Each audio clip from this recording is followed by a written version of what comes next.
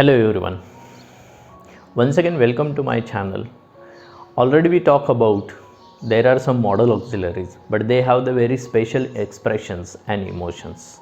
While you are just using and also making some different sentences, you should know that the proper usage of the proper words at the proper places. Yeah, that is the triangle usages of these things.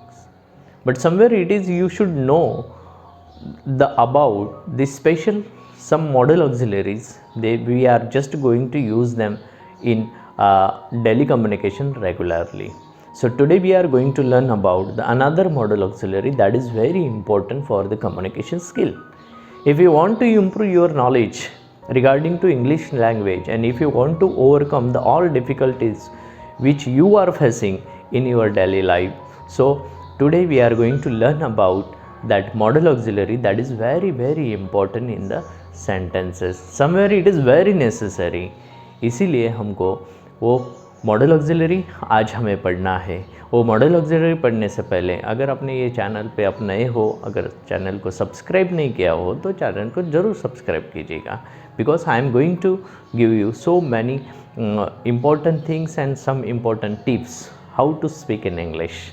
क्योंकि English बोलने के लिए जो भी बातों की ज़रूरत है तो मैं आपको इस चैनल के थ्रू आपके लिए लेके आऊँगा. So let's see what is the today's modal auxiliary.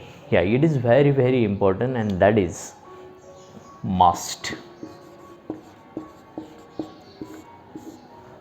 What is meant by must?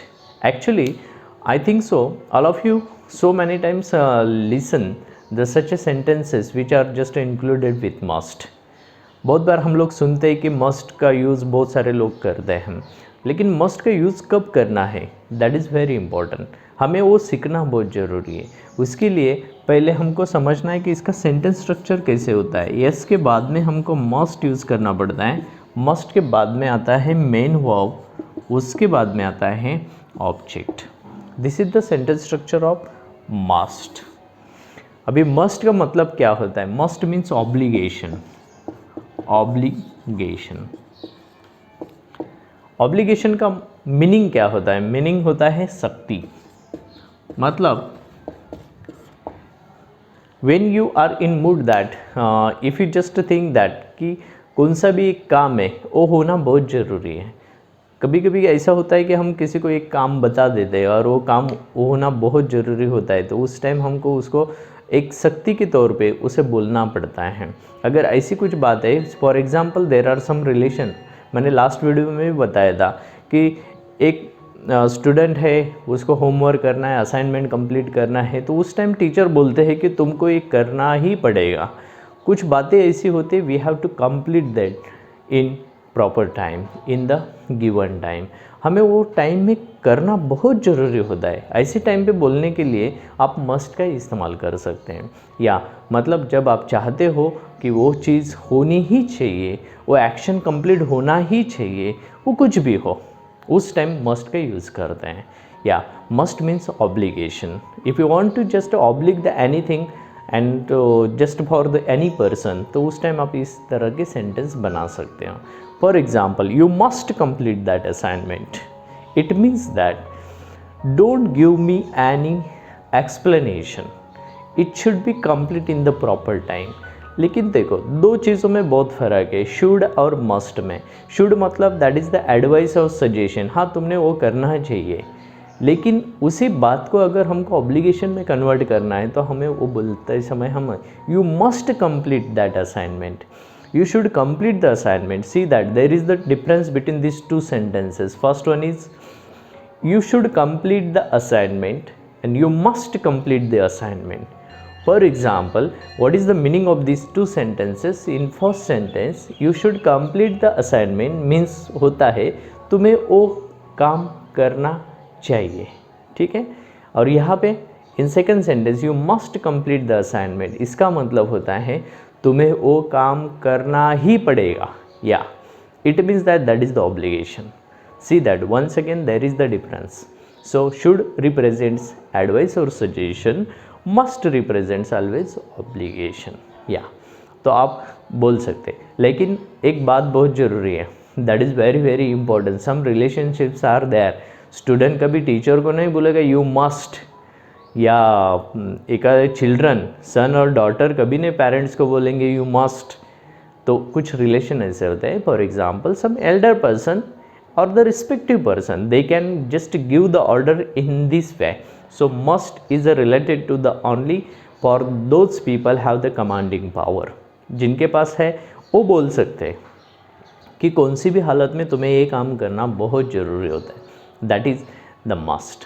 So once again I would like to tell you that must is playing a role as a obligation.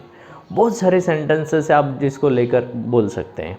मैंने last time भी बताया था कि if you want to just improve your English language, if you want to speak some sentences in English, जैसे कि कल should में मैं बताया था, शुड को लेकर अगर आपने बहुत सारे सेंटेंस बनाए होंगे तो आपको पता चल जाएगा the yes you should come here, you should go there, you should जब follow me, you should listen me carefully, okay. तो इसी सेंटेंस को आप कन्वर्ट मस्ट में भी कर सकते हो। मस्ट के बहुत सारे सेंटेंसेस हैं, आप उनको फाइंड आउट करो और उनको लेकर बात कर सकते हैं। और वो that is a one thing more, if you want to also making the complex sentences, make them two sentences together, just put them into together and put there also must. अगर 2-3 सेंटेंस है उनको एक साथ करके आप अगर sentence बोलते हैं, मैंने ऑलरेडी मॉडल ऑक्सिलरी में आपको पढ़ाया, कैन पढ़ाया, कुड, उसके बाद में विल, वुड, अब हमने देखा था मे, माइट भी देखा था, उसके बाद में हम लोग शुड और मस्ट देख रहे हैं। सो must is also very important word that you can use those in the very different kinds of the sentences. You must complete the assignment, you must watch my videos, those I already made it only for you. आपका English का knowledge बढ़ने के लिए मैंने ऐसे बहुत सारे words को लेकर यहाँ पे बताया है. If you really want to just get over and also make the great efficiency over the English language, so you should just follow the all rules and regulations. Somewhere it is very, very important. So don't forget, try to use them in your daily communication. अगर आप रोज़ बोलते हो तो उस तरह से must को लेकर सेंटेंस बना सकते हो. You must watch my videos. Yeah, I am not going to commanding you, but somewhere it is very necessary. If you are really very excited, if you are really very interested to learn English and to learn so many things regarding to English language, so you should also watch these videos continuously and regularly. So don't forget to subscribe my channel, and if you really like my video, so don't forget to make it like and share with all those needy person, those are also very interested to learn English, to learn something about English language, so you can share with them. That is very, very important. If you are just making the videos also in favor of you and also making the like them, so it will also give me the inspiration. So thank you very much. I hope so all of you understood today's importance of the word must, which is playing very important role as an obligation. So don't forget to share and subscribe. Thank you very much. Have a nice day.